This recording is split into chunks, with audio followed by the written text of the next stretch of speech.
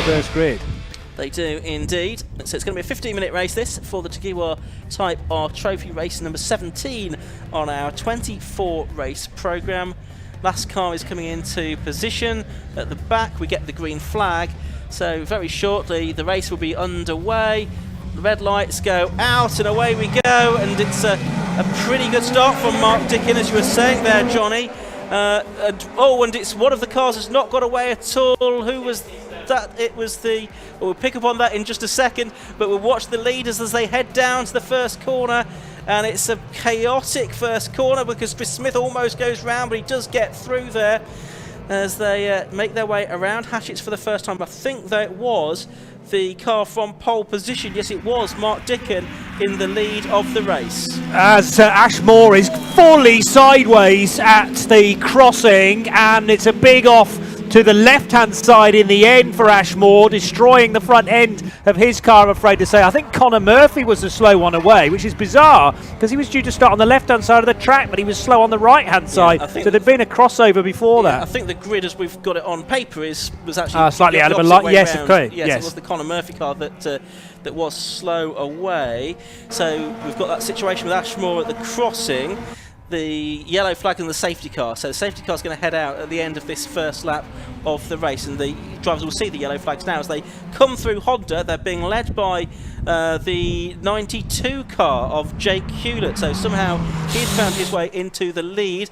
Some drivers reacting to the safety car in different ways than others there. Indeed. As they come out of Honda. But I think any kind of collision has been averted, fortunately. Jack Thomas had to absolutely leap on the brake pedal there with both feet. He didn't drill the rear of the car in front, but yellow flags were clearly being displayed, and the safety car boards as well. But when you're engrossed in your own battle, it is tricky sometimes to pick those out, not offering an excuse, of course. But yeah, nasty moment that for Ashmore. Cold tyres, tail end stepping well and truly out as he exited Spitfires, and that fired him into the tyre wall on the left-hand side of the track. Red flag now. The driver out of the car, I understand, which is good to see, but I think the officials have decided that it's going to take probably a little bit too long to deal with that behind the safety car, and probably just be a bit too difficult with the car where it is. So we'll have a red flag and we will restart. We'd been going pretty well this morning, hadn't we, for not having safety cars and red flags until we get to the final race before the lunch break.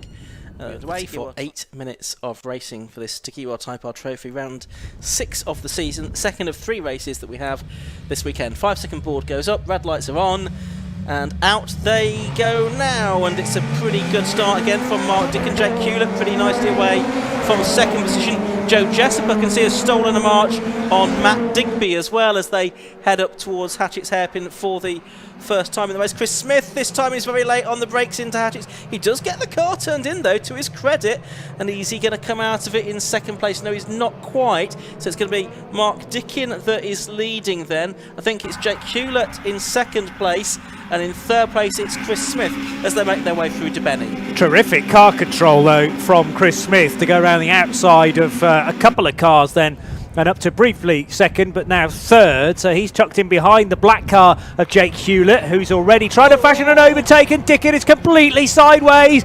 2 cars going straight on and to avoid the spinning treble 7 as well, one of which was Chris Smith, and I think Jake Hewlett going with him. But amazingly, they've stayed on the track, yes. And Hewlett's still in the lead. Yes, they have indeed. So it's Hewlett leading now. Chris Smith is second. From the outside of the front row of the grid, it's the number 11 car of Joe McMullen in third position as they make their way towards the end of this first lap of what's probably going to be 7 in this race. Both of them using quite a lot of curb on the exit of Honda that time.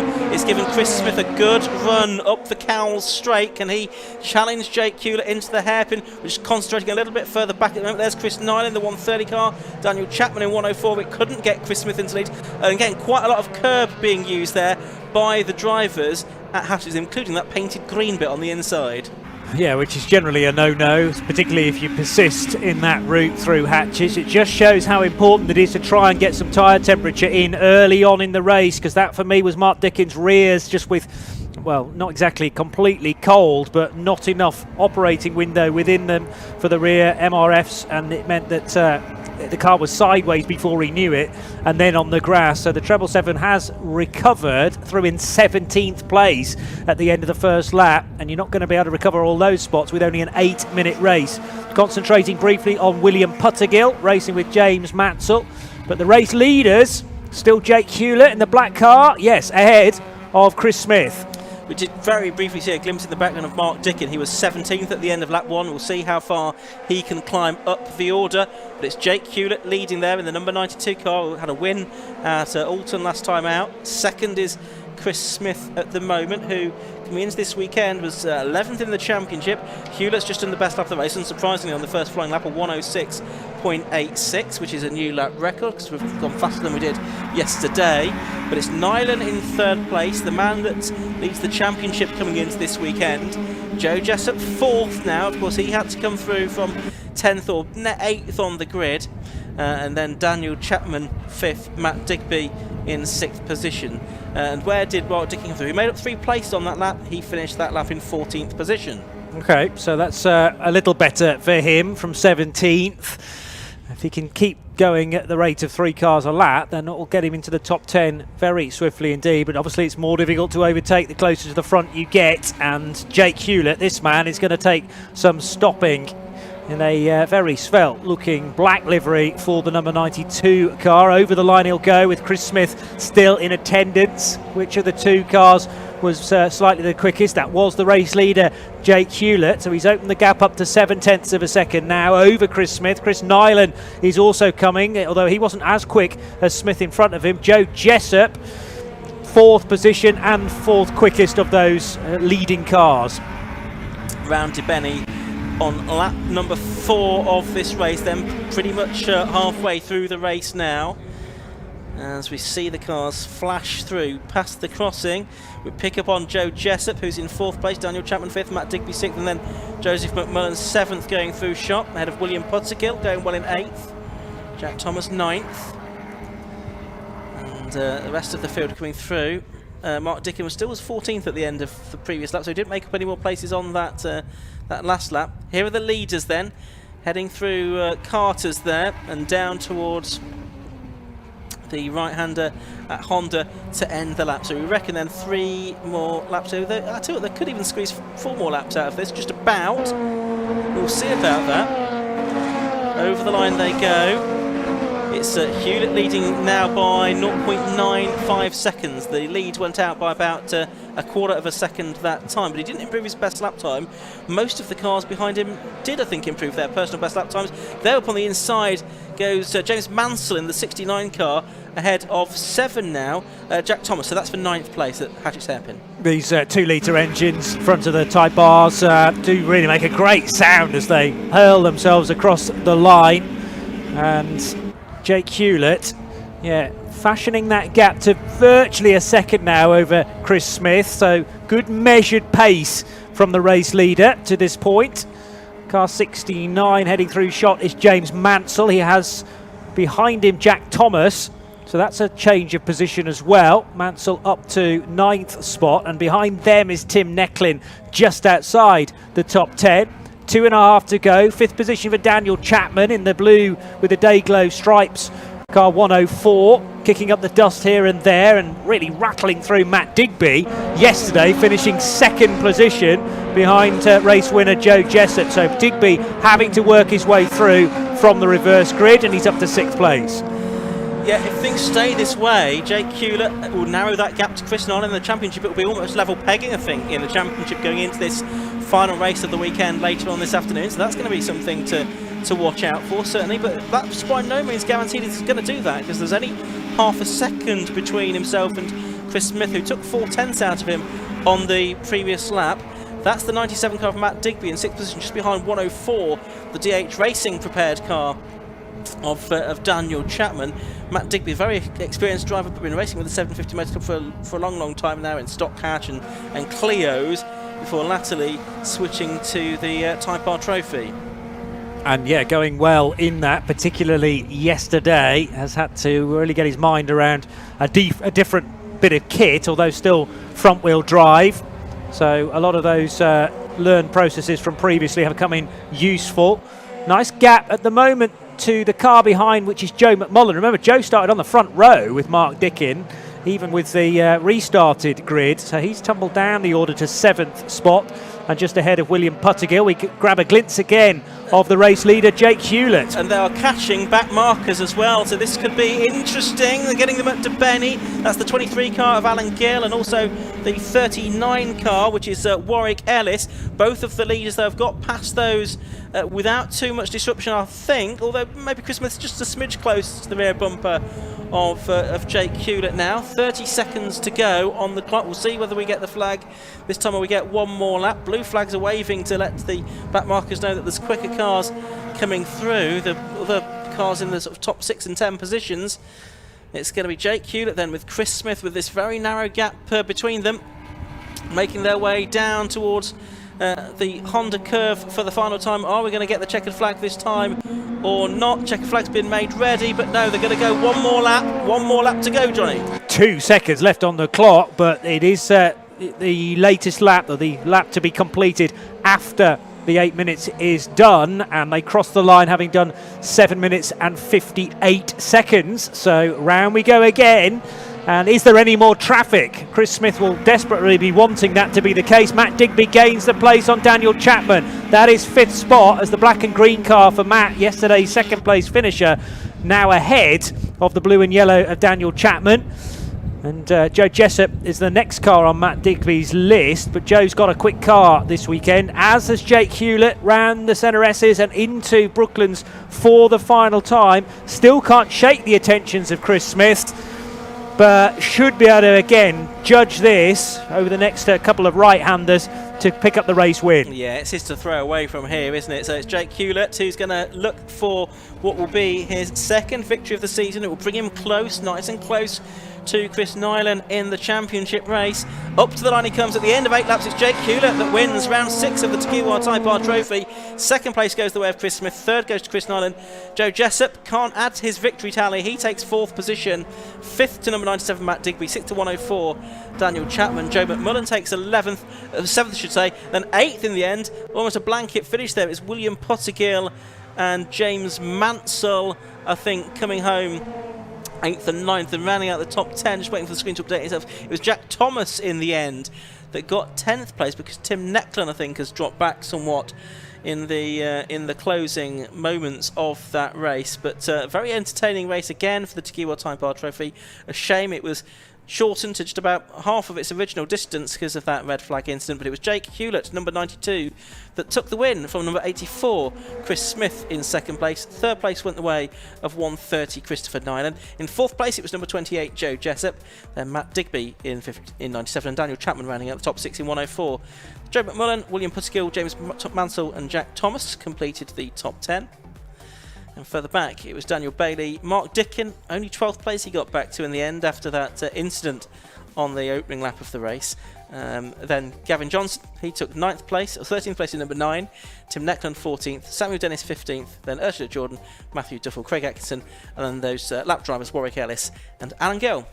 Well, Johnny, it's been a pleasure to have you with me this morning, and indeed the end of yesterday afternoon as well, but I'm afraid I'm going to have to send you outside for the rest of the afternoon now. Thanks very much, Ian. A delight to be back with the 750 Motor Club. Thank you for the invitation to South Wales. I haven't come to Pembrey for 5 years, I think, and it's been even longer to be associated with the 750 Motor Club, so thank you. I'm not going anywhere, as you say, apart from downstairs. Yes. And for that 90-minute BMW race, looking forward to that, to keep you up to date with pit stops, etc. Yeah, absolutely. So Josh Barrett, who's headed downstairs to speak to our successful Type R Trophy drivers, he's going to replace Johnny in the chair next to me, and we'll bring you this afternoon's races, which will get underway at around about 1 with the RLM Racing Sports 1000 Championship. Then it's the K-Tech Racing Clio Sport Championship. They're 2nd of 3 races today. We get 3 Clio races today. But we're ready downstairs in the pit lane, so we'll head down to Josh Barrett before the lunch break. So we're down here with our top 3 from the Tegiwa Type R Trophy race, that reverse grid race which had plenty of action, and it was Jake Hewlett that came across the line first to take the checkered flag. So we'll let Jake get out of his car and then we'll grab a word with him if he can. think from that damage in the earlier race, you can see it's buckled the door there, so it won't open. So that car will have to be re-scrutineered before the next race, I suspect. Jake, Well done, Brad. I'll give you the winner's garland. A couple of starts there, but you got to the front in both of them. Yes. We really struggled yesterday with wet setup, and the car was going into limp mode. So we knew we'd hopefully be strong in the dry, and the plan was to obviously just get off the line good and see where we could go from there. Be consistent and get where we could. Chris pressurised you a lot though, all the way through that race. Yes, absolutely. Struggling through fourth gear. Don't want to be that guy to give all the excuses, but you would have heard through DeBenny, and we was struggling for gear. Got third and second a couple of times whilst going for fourth, which the engine stayed in one piece. So I did see some black smoke come out the back of the car a few times there. Yes. Yeah, it was a bit touch and go. Hopefully she's okay. You've had a nice start to the year though. I think this is your first season in cars, so it's going really well. Yep, first ever season. Thank you very much. We're doing the best we can. I think you've got to go and see the Clark next, so I do have to go and see the Clark, yeah. best of luck with that. Second place went to Chris Smith. Chris, second there for you. You were pleased about the restart, I think, because the first start didn't go quite so well. Over the moon. I tried going around the outside and it didn't pay off, but I was lucky for the restart. But the restart, you managed to execute it properly. yeah, no, I thought, should I try it again? Should I not? No, we'll try it again. And yeah, it paid off. The car's got some good pace in it again, so Yeah. it's nice. It's finally getting a handle on that car, which is starting to look good. So. 'Cause you did hot hatch last year, didn't you? Yeah. So is this a totally different car to that Yeah, one? completely brand new car for this year. Everyone at my garage Apollo was putting a load of effort to get it done and repairing it in between meetings and stuff. So yeah, no, it's good. Happy day. And a different type of racing, I guess, with one class or everybody Yeah, with the same I car. mean, we was in Class A last year anyway, so you break away at the front anyway. And again, that was nice tight racing. Just a lot of cars really come up to lap them, so it got a bit chaotic in that. And Although saying that, the last lap of that race, it got close as well. I was really happy to see them. I got to admit, I was really happy to see the back markers, and it made me get a little bit closer, but tyres went off a little bit. So but no, And then another race later to try again. that's it. Some alterations, and we'll go again. Best of luck for that. And then in third place was Chris, the only driver who's win on the podium in both races, and that's all good points for the championship. That wasn't a good points all that one. Yeah, starting from 8th, I was quite happy with that one. Kept it clean. So, and then just by the end, I was just running the laps. I don't know what the fastest lap was. I was just trying for that, but I had no idea what it was. But I was just trying for that. Really, I wouldn't be able to move forward. I think the pace of the two at the front were good. So yeah. How did the start go then, as you managed to get up there? Both starts actually made quite a good start. The first start I went down the inside, tried that line, and then the second start I went around the outside. So it's for the most part it was clean. You know what I saw around all the guys around me. So yeah, it was good. And obviously a very different day to yesterday. How do you find the track in the dry? Yeah, it's obviously a lot more grippier. I'm not doing pirouettes today, so not being marked on my 360s. But yeah, no, it's a good little track. I like it. It's fast flowing. It's great. And all day the racing's been really close, and there's been overtaking. Do you think in these cars overtaking is certainly possible? Oh yeah, overtaking is possible. I think that this track lends its hand to a bit more. You know, it's difficult to overtake, and we're all the same. So you've just got to position your car or try and force somebody into an error. But on the whole, you can overtake, but it's very, very difficult. Obviously, one more race to go today. We presume it's going to stay dry. Setup changes, or are you happy with how the car was there? It was a little bit understeery, so we're going to make a setup change definitely. Try and get it a bit more pointy, and then see what we can do in race 3. I noticed, obviously, from yesterday, there were quite a few damaged cars. I think they're all back out there, so lots of hard work in the paddock overnight, was there? I believe so, yeah. I mean, the main thing is obviously all the drivers are all right, but yeah, the cars were all on the grid, so and I'm pretty sure, I've seen a little bit of contact out there. Then I'm hoping they'll all be out for the next race as well. Well, good luck with your race. Thank you. So that completes our morning races here at Pembrey. There's lots of racing to come this afternoon, but do stay with us on Alpha Live, because over the weekend we've caught up with some people in the paddock, and that's what you'll be seeing during the course of the lunch break.